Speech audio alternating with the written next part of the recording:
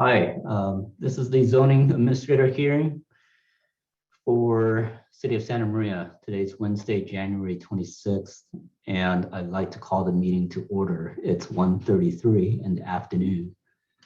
We have several items on the agenda, and before I get into that, I will allow staff to introduce themselves. So I'll turn the time over to Dana. Okay, thank you, Mr. Ng. My name is Dana Eady. I'm the Planning Division Manager here at the city. Hi, my name is Frank Albro. I'm Principal Planner. I'm Carol Ziesenhenny, Associate Planner. And I think we have a couple of representatives from engineering. Hi, so this is Mark Mueller, Senior Civil Engineer with the Public Works Department. Luis Magallon, Civil Engineer here with Public Works as well. Okay, and again, I'm the zoning administrator, Chun Ying, also Director of Community Development. Let's get into the public comment period. Dana, do we have any public comments? There are 4 items on the agenda today, and we have 2 items that have been requested to be pulled from the consent calendar to be considered as public hearing items. The applicant on both of those projects has asked for them to be pulled.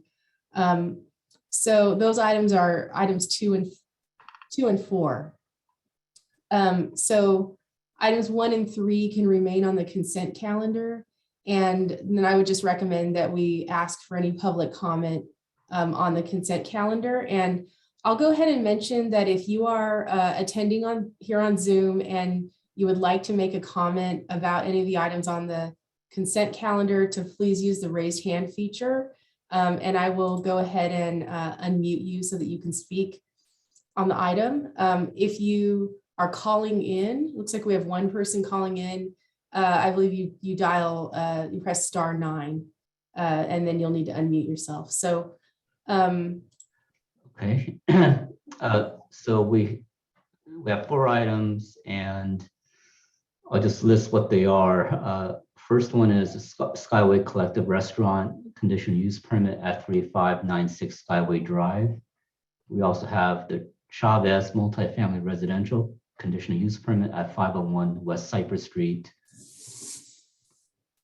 Certified Freight Electric, it's a fence conditional use permit at 1344 White Court, and Penske Electric Fence conditional use permit 904 West Bed Arabia. So we will pull number 2 and number 4 from the consent calendar.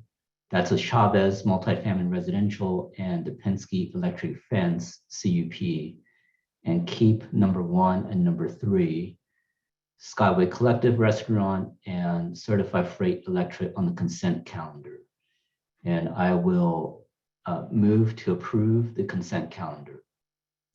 and Mr. Ng, we do need to ask if there's any public comment on the consent calendar. And I haven't seen any raised hands, but we might want to just give a second for that. Do we have any comments for the consent calendar? I do not see any hands raised. Okay. Very well, then I will go ahead and approve the consent calendar and to include number 1, Skyway Collective Restaurant, and number 3, Certified Freight Electric Fence. Now for the items pulled from the consent calendar, Chavez multifamily residential, I will hear a report from staff. Thank you, Director Ng. This is Carol Ziesenhenny, the project planner for the Chavez multifamily project. This is a request to establish or construct 3 units, a triplex on a R3 lot with an existing single-family house. It's at the corner of the northwest corner of South Courier and West Cypress Drive. So the applicant has requested to remove two conditions relating to solid waste containers and a fire extinguisher. Those are conditions number 32 and 46. Staff supports those removals. Okay. Carol, if you don't mind sharing your screen, and if you have the ability to put the site plan up on the screen for us to look at. Happy to. Everyone see that okay? I've zoomed in, so this is the project site. This is the landscape plan. It shows the project most clearly. So this is the existing single-family dwelling. And in the rear is the proposed triplex unit. Each triplex is 2 stories tall with a single car garage and space for tandem parking in the driveway. Also included on the site plan, but not part of the conditional use permit, is a proposed detached accessory dwelling unit over a 2-car garage. 8 accessory dwelling units per state law are not to be reviewed during a discretionary process, but ministerially through building permits. So it's just on the site plan for planning purposes only. And so the items for the trash enclosures or the solid waste containers are shown here behind fence screens. There are, looks like 4 locations, and then behind the existing single family, there's some space in the rear for trash as well. Okay.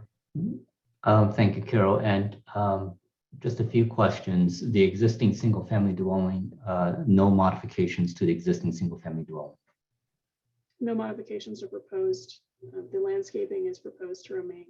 So all work would just take place around it. Okay. And the 3 new units, they appear to have an attached garage, and there's also a driveway that leads into each garage. Do we have dimensions of the length of those driveways? I just want to know if they are long enough to accommodate another vehicle. Yes, so I'm gonna go up. This is the cover page. The city standard length for parking spaces is 19 feet long. Mhm. The garages are set back at 18 feet, and then there's a little indent where the garage door is, which will come out to about 19 feet total without overhanging onto the sidewalk. Okay. And as for the 1 unit that has access off of the alley, it looks like somebody can pull out of the garage, but would have to kind of back up at an angle to exit. Yes, so the driveway is 12 feet wide. They would have to back up to the south and then pull out to head north. Okay. And I just want to make sure that there's enough width for a car to back up and exit. It looks like it's set up kind of as a T so that, you know, a car can back up and exit the alley driving forward. It looks like the radius is a little bit tight, but I'll let you comment on that. So standard backing width would be for city standard would be 25 feet from the garage door to the rear. This is about 12 feet wide, so it's a little bit short. Staff can work with the applicant at building permit submittal to kind of make sure that these dimensions work. Okay. Is the applicant on the line? Yes, the architect, Jessica Cartwell, I believe, is on the line. Okay. And I think you mentioned that there were some conditions that were being discussed, but at this point, based on your stated changes to the conditions, there are no other outstanding issues for this project. no outstanding issues. We've coordinated with Public Works staff who are also on the line, who are also attending the meeting, Okay. and the fire department as well regarding the on-site fire hydrant. It's not needed. Do we have any public comments for this agenda item?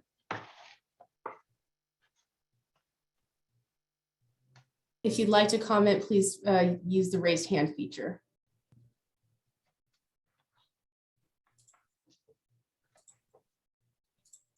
I do not see any hands raised. Okay. Well, with no additional questions or comments, I am fine with the recommendation. So I will go ahead and approve conditional use permit U 2021-0010 CUP for the Chavez multifamily at 501 West Cypress Street. Now for item number 4, this is Penske Electric Fence conditional use permit at 904 West Belravia Road. Can I have a report from staff? Of course. So this is a request to install an 8-foot tall electric fence at the Penske truck rental site at the southwest corner of South Oakley Avenue and Belravia Road. This is surrounding an existing truck yard that has 6-foot tall chain link fence with slats. I will pull up a site vicinity map just to orient everyone to the project site here. So it's off Belravia Road. This is the project site here. It's in an industrial part of town. And then I also have, I'll share the site plan.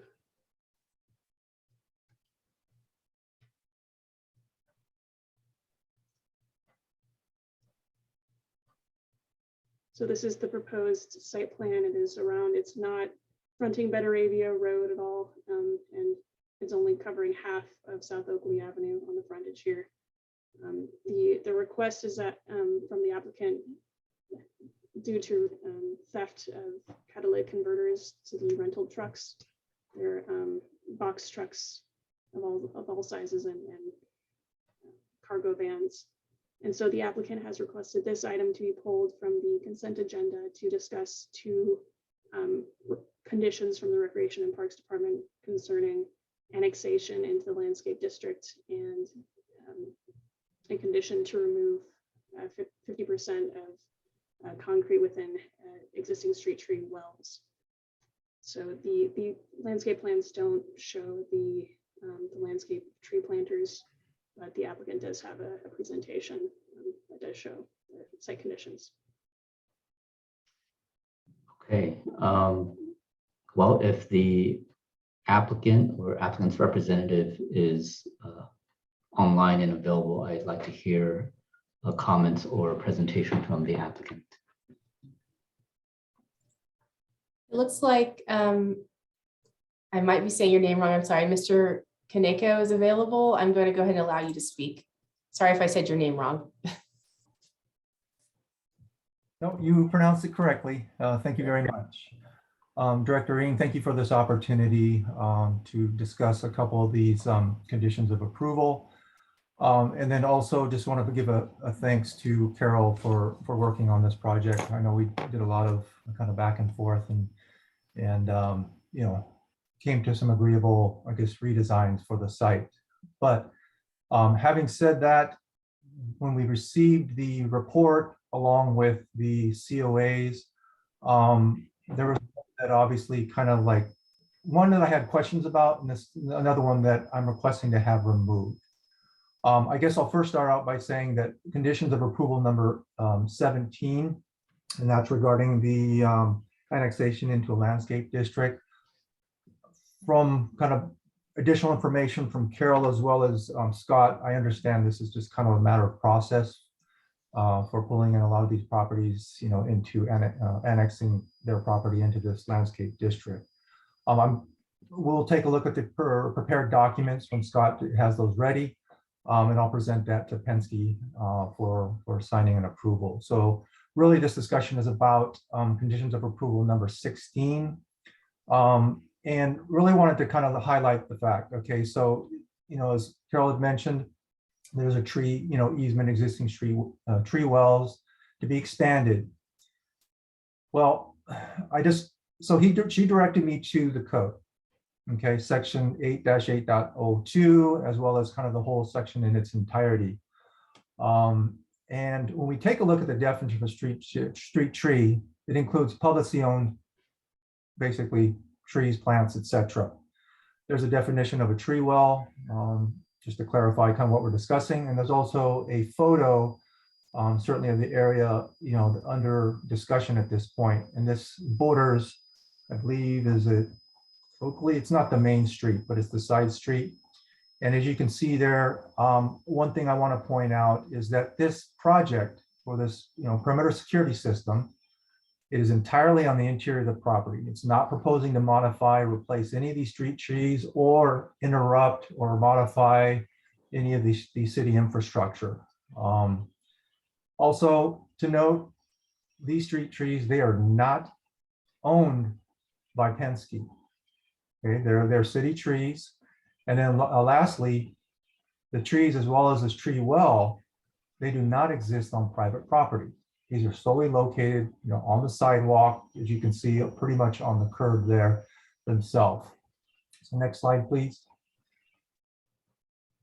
So what was referenced was, that the second part of section 8-8.04 basically discusses property owner occupant's duty to keep sidewalks and parkways in front of private property in a safe condition.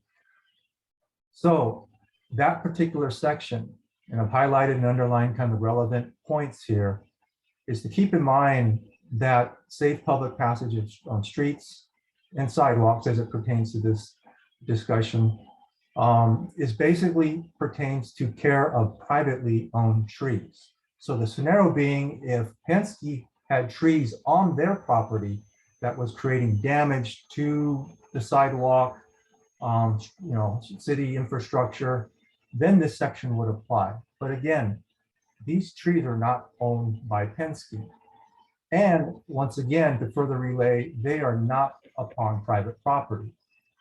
They are out on the city street or city sidewalk. And I included basically the kind of the additional footnote sections there to the intent. And again, just to relay the fact that this section relates to privately owned trees, shrubs, foliage, etc., that impact city infrastructure. So to condition Penske to have to modify their sidewalk for trees that are not owned by them, or potentially damage that is caused by trees that is not owned by them, it does not make sense. So truthfully, we're feeling this is being misapplied, it's unwarranted. And again, this is owner occupant responsibility for privately owned trees, on private property. This is not the case, okay? So that's why we're requesting to have this removed. It's certainly, Penske should not be required to modify city-owned trees and infrastructure. When again, this project in itself is it's very incidental. All the improvements, the security system is occurring on the interior of the property. So with that, respectfully request removal of conditions of approval number 16, and the remainder of conditions we do agree with. Thank you for your comment and presentation. Questions for staff. How many trees are adjacent to this property? Or how many street tree wells would require modification? Just pull up aerial imagery here. The plans don't show the number of trees, but I can get that really quickly. So it appears that there are a total of 5 street trees along the street in question. Let me go ahead and share my screen again.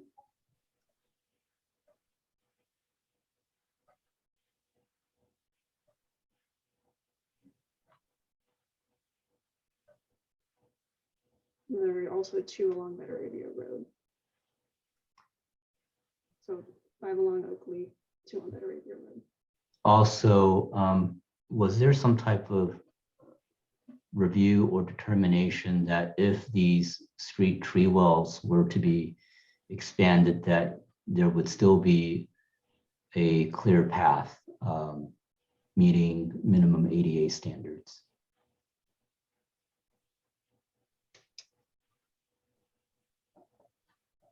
So I don't have the answer to that. I would defer to either Public Works or Recreation and Parks Department. I don't believe Scott Christian is on the line at this point in Okay. time. So Director Ng, I just wanted to mention that I have been trying to get a hold of Mr. Christian from Rec and Parks. Mhm. It sounds like he may be calling me at my desk here shortly, Okay. and then he could be available to answer questions. My understanding was that he was going to attend the hearing.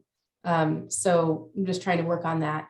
But as Carol mentioned, Public Works staff might be able to add some more information on that. It's just not something that we in planning reviewed. Yeah. I appreciate Mr. Kaneko's discussion points. I think my line of thinking is that anytime there's a request for a planning entitlement, and if there's proposed development, that a jurisdiction would still have some ability to require public improvements. This is not a significant development proposal per se. It's a security fence. And so for me, I am gauging the extent of the public improvements that we're asking for and asking the number of tree wells that we would be asking to be improved. So yeah, it would be good if Scott would be available. If he's not, I would be inclined to continue this meeting to a future date so that, go ahead, Dana. Scott's calling me right now. So let me, hold on one moment, please.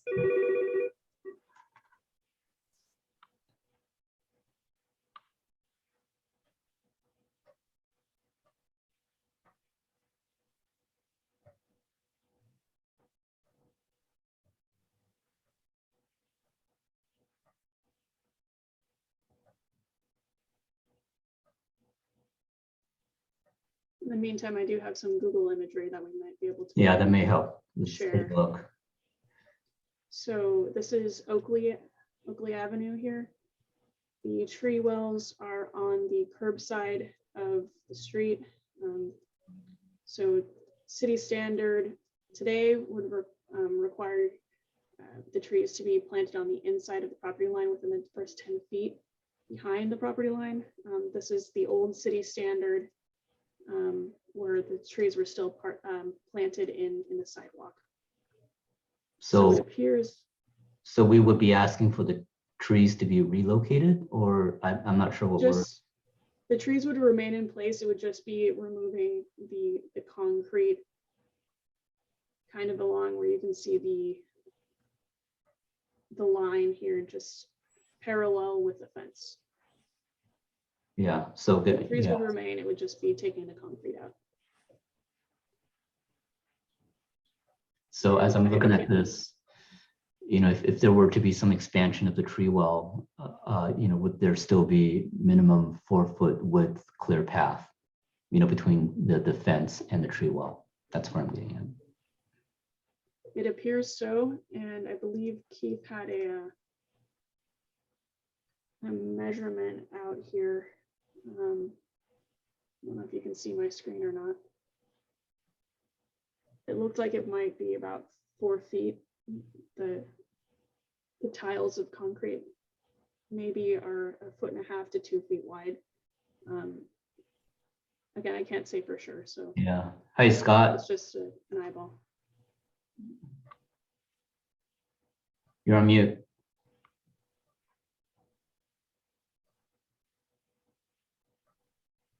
Sorry. Different platform, had to find the mute button. How can I help you? So can you explain to us, the condition number 16, expansion of the street tree wells. Yeah, And so as I'm looking at this image of street view, yes. my one question is whether the expansion of tree wells would still allow for a 4-foot minimum clear path for ADA.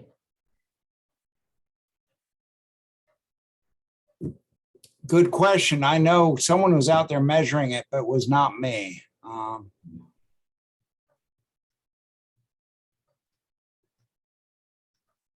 So we had the applicant provide a presentation. The applicant is contesting the condition. What I've expressed is that in a request for a planning entitlement, there is an ability for local jurisdiction to ask for some public improvements.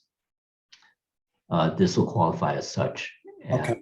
But I want to make sure that what we're asking for is something that it would still is feasible and wouldn't violate other accessibility codes. Right, and I understand. And our requirements, we wouldn't think this would be so draconian that somehow we could supersede any of these other requirements like ADA accessibility. The intent here was the fact that as you can see by the pictures, we're starting to already have failure of the concrete. The asphalt patch is signs of lifting that's happened. These trees have nowhere to grow. And so this problem is going to get worse. So typically on a project like this, our preview would be to look and see, are there trees and are they viable? And if there are, then we would say that it's met our match. The problem in this case is I see that these trees are going to get to a point where either the public improvements around them get damaged and have to be repaired, or the trees get sacrificed in the process. So the intent was to try to avert either of those things happening. In another location, we'd be more strident about this because it would be obvious. Sometimes in commercial areas, the parkway has been filled in sometime in the past. Here, it looks like it was almost built this way, which is not something we do anymore, but it may have been an acceptable practice at the time. So that's where I'd say the city has to weigh in and decide, are we, the intent is to improve the frontage, but are we asking something that's reasonable? And my department leaves that completely up to your jurisdiction on this. Applicant has hand up. You're welcome to speak. Okay, thank you very much. And Scott, thank you for joining the call. Really appreciate you providing that clarity. I guess kind of just my final comments and requests are that, just first of all, take a look at the scale of this project. This is not some grand redevelopment or repavement of the parking lot or expansion of the building. This is just simply for a security system. And then again, I do want to kind of relay the facts of your own municipal code, that it is very clear and specific, that these types of provisions or concerns about nuisances or damage or creating unsafe conditions relates to, in this case, like would be trees on private property owned by the property. Again, these trees are not on owner property. They are not owned by Penske. So I just want to make sure that that's kind of a clear kind of basis for what decision is going to be made here. And just take all that into account, that basically Penske's just trying to get their property secured from theft. They're not looking to redevelop the property in some grand form. So thank you. Thanks. Any last comments, Scott, on your end? No, I think the intent, it's my job to watch out for the urban forest. So that's was my motivation. I understand the comments that is this appropriate scale wise, and we'll leave that to your judgment. Mhm. That's about it from our point of view. Yeah.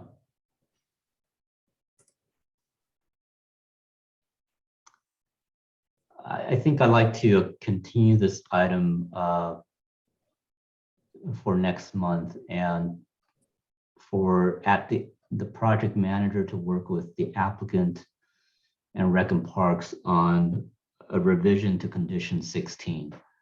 And maybe that'll also provide an opportunity to go out to the site, do some measurements, and to discuss if there were to be an improvement plan, what that would be, but to also consider the scale of the project and to have a condition that reflects improvements that's appropriate for the scope of the entitlements here. And Director Ng, this is Dana Eady, the planning manager, and I just wanted to talk to you about a couple of potential dates so that we can continue this to date certain and then won't need to renotice Okay. the item. So it would either be February 9th or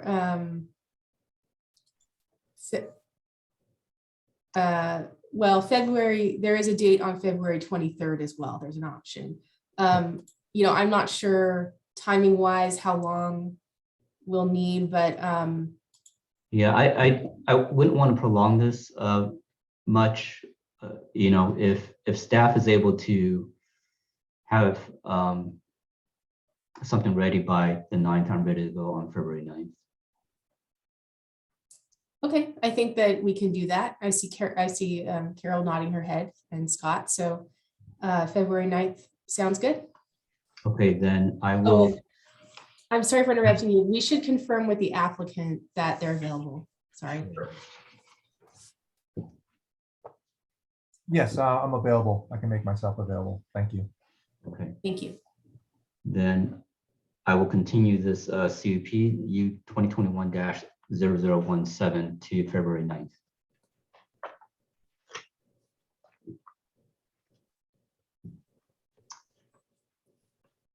That's it for the agenda items for today.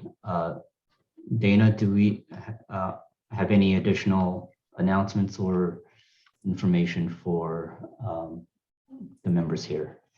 No, I do not have any additional announcements for today. Thank you. Okay, then this meeting is adjourned. Thank you. Thank you.